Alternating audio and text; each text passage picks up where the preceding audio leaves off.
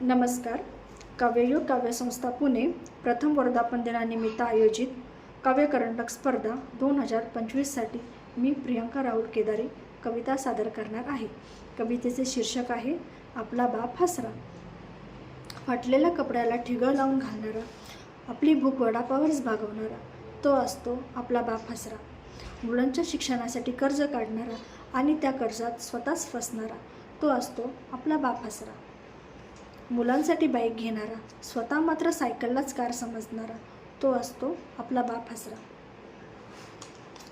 स्वतःचं दुःख लपवणारा, कितीही कठीण प्रसंगात मुलांच्या मागे खंबीरपणे उभा असणारा, तो असतो आपला बाप हसरा. मुलीच्या लग्नासाठी धडपडणारा आणि मुलगी सासरी जाताना खूप खूप रडणारा, तो असतो आपला बाप हसरा. क्वचित प्रसंगी मुलांवर रागवणारा, तरीही मुले जेवल्याशिवाय न जेवणारा, तो असतो आपला बाप हसरा.